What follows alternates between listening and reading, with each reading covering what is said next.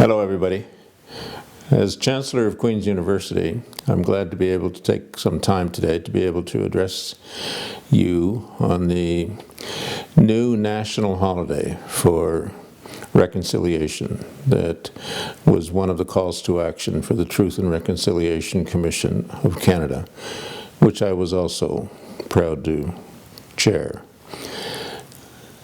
The call to action that gave rise to this national holiday was an important one as part of our discussions, because when we looked at the entire work that we had done, we came to a realization that most of the people that we had spoken to in the general public told us that they knew nothing about this. Nobody had ever disclosed to them what happened as part of Canada's history. And no one had ever told them, in fact, that there was even a residential school system. There were so many people out there who had come from many generations of Canadians, going back to the 1600s and 1700s, who had no idea that residential schools existed and that children were being taken from their families, often against the will of the families, in order to be placed in those institutions. And they certainly never knew anything about what went on in those schools, and particularly the levels of abuse that occurred. The survivors themselves, of course, had been trying to get their message out for a long time. They were talking to the media, they were talking to the general public, they would talk to whoever would listen to them. But no one picked up on that message. Partly, I think, because there were so many people who just didn't believe that it could happen in this country. One of the impacts of the Truth and Reconciliation Commission, in my view, is that now people believe.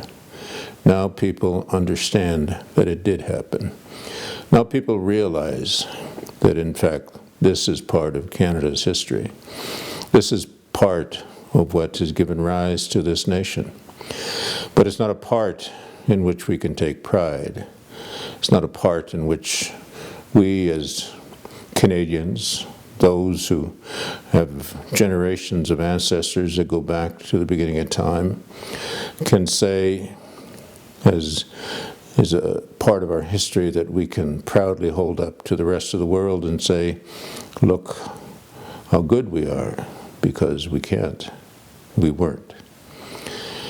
Therefore, the question of how to acknowledge that, but also to put into it a message of hope for reconciliation, of hope that we can come to terms with this past, of hope that we will be able to establish a new and better relationship between ourselves as Indigenous people and non-Indigenous people, can in fact be the pathway to the future. It's going to take a lot of effort. It's going to take a lot of time. When I was chairing the Truth and Reconciliation Commission, I realized, of course, that getting to the truth was hard, but getting to the reconciliation is going to be harder. We know that there are people who are going to resist telling the truth of the story, but more importantly, there are people who are not going to quite realize the magnitude of the change that we are calling for in this country. We are not only calling for people to understand this truth and to accept it, but we're also calling on people to recognize that there came with it benefits and privileges that now are bestowed upon the settler population, that were bestowed at great cost to Indigenous people. The loss of land, the loss of resources, the loss of access to their own potential as human beings is part of the price that Indigenous people have paid for the existence of this nation. So we need people to understand that. We need people to think about that. But we also need to get people to think about what is it that we can do properly to come to terms with this. What, in fact, are the changes that we need to start to think about? One of them is we have to learn how to talk to and about each other with greater respect than has been the case in the past. Our education system in the residential schools was bad. There's no question of that. We worked hard to take away language, culture, and a sense of history, a sense of validity from Indigenous people. But it also did the same thing in the public schools as well. The public education system that most people in this country have received spent a great deal of time in talking about the history of this country, in saying that colonialism was good, in saying that Indigenous people stood in the way of national trends. Of Indigenous people, in fact, didn't have any rights, but they were heathens, they were savages, they were less than the settler population. And then, in fact, mythologies grew up in part of our public education system, and that is that we were told, and I can remember being told this in the public schools, that Indigenous people were lucky that Europeans came here and saved them from extinction.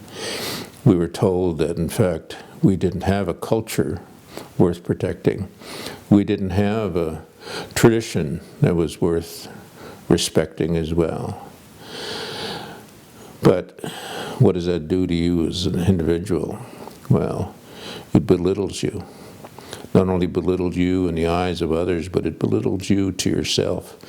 You feel a sense of shame just about being Indigenous. You feel, in fact, that anything that's going on in your own life that shows an inadequacy, your inability to play sports at the same level or at all as others, is because there's something wrong with you. It's your fault, or your family's fault, or your community's fault. There are lots of other examples of situations like that. The poverty that we experienced growing up as Indigenous people, we were led to believe was because of our own inadequacies. Our parents, we were told, couldn't hold down jobs. Our parents had drinking problems. Our parents were inadequate as parents.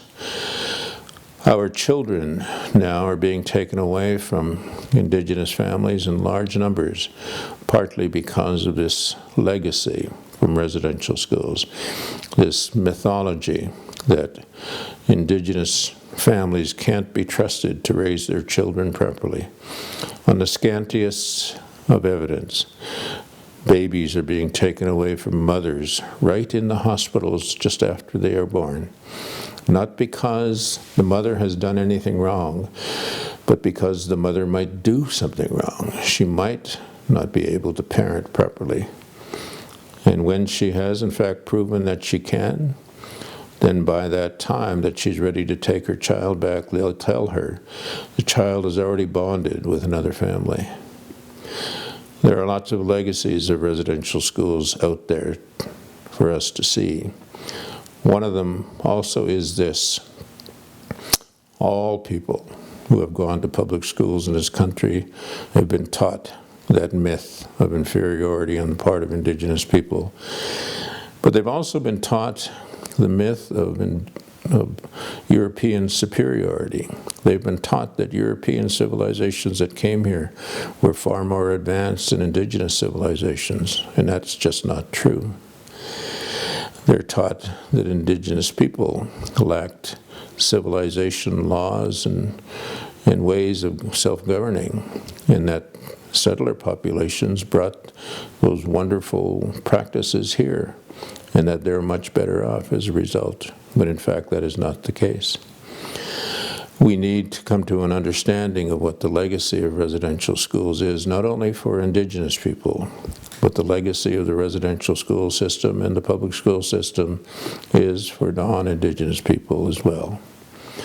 And ultimately, this process of coming to terms with this past, of reconciling our relationship, means that we have to aim towards establishing a relationship of mutual respect.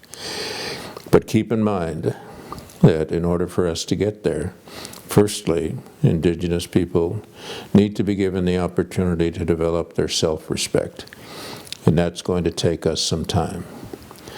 We may not achieve reconciliation within my lifetime or within the lifetime of my children, but we will be able to achieve it if we all commit to working towards it properly.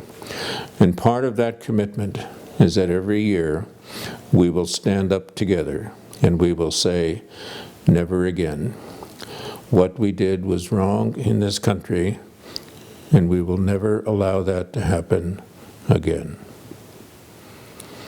So, on September 30th, I ask you to stand up.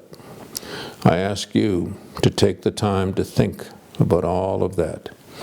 I ask you to commit to a better relationship with and between settlers, population, non-Indigenous people, and Indigenous people in this country, so that as a country we can say that we are the better for it, that we have learned from this, and that we will continue to learn from this until we know that all of the impacts of the residential school system have been put in their proper place.